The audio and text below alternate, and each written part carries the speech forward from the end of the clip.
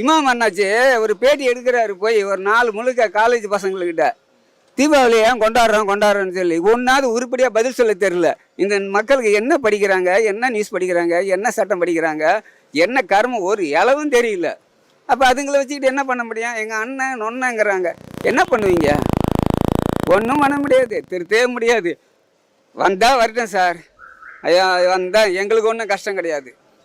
எதுக்கு எவன் திமுகவை ஆதரிக்கிறானோ எவன் திமுகவில் இருக்கிறானோ அவனுக்கெல்லாம் எந்த கஷ்டமும் கிடையாது. அவன்லாம் உழைக்கிறவன், ஒரு சம்பளத்தை வாங்குறவன். இவனும் அப்படி கிடையாது. அப்பா அம்மா உழைப்பில் சமாளிச்சுக்கிட்டு ஊர் சுற்றிக்கிட்டு படம் பார்த்துக்கிட்டு பைக்கில் சுற்றிக்கிட்டு எங்கேயாவது அடிபட்டு செத்து அடிபட்டு எத்தனை பேர் ட்ரெயினில் அடி போயிடலாம். அவனு ஆளுங்க தான்.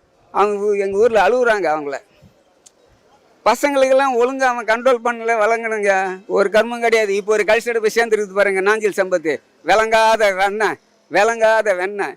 ஆமாங்க, அவன் எவ்வளோ பெரிய அறிவாளி.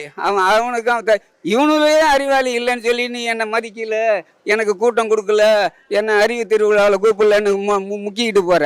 ஒன்று அங்கே இந்த 4 பேர் ஒன்று எங்கே வைப்பான்னு தெரியாதா? எனக்கு திமுகவும் ஏமாத்துறதை பற்றியும் கவலை இல்லை, ஏடிஎம்கே ஏமாத்துறதை பற்றி எனக்கு எந்த கவலையும் கிடையாது. யாரும் ஏமாத்துறேன் என்ன பண்ணுவேன்? நான் உன்னை ஏற்ற மாதிரி நிற்கிறியா? நான் உன்னை ஏமாற்ற வந்த போதும், நீ என்னை ஏமாற்ற வந்த போதும் வரணும் கிடையாது.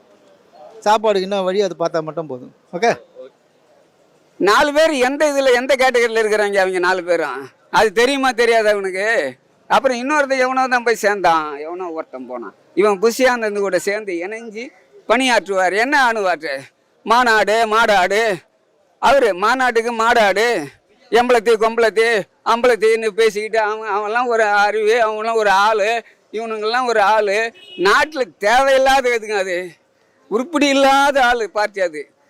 விஜய் என்னைக்கு அவன் சிஎம் சீட்டில் உட்காந்தான்னா அன்னைக்கு என்ன தெரியுமா பண்ணுவான்? தங்க நிறத்துக்கு தான் தமிழ்நாட்டில் எழுதி தரட்டுமா, இவன் என்னது தாமிரபரணி எழுதி தரட்டுமா, அப்புறம் இந்த கண்ணு அழகுக்கு தான் கர்நாடகத்தை எழுதி தரட்டுமாடு அப்படின்னு பாடினான் பாருங்க. அந்த மாதிரி தான் எழுதி கொடுத்துட்டு போவான். வீணாக போய்டும் தமிழ்நாடு. அவன் வந்தான்னு வச்சுங்க, தமிழ்நாடு மறுபடியும் 2000 வருஷத்துக்கு முன்னாடி போன மாதிரி போயிடும். ஏன்னா அவன் கண்டென்ட் அப்படி, அவன் ஜாயிண்ட் அப்படி, அவனுடைய சேர்மானம் அப்படி.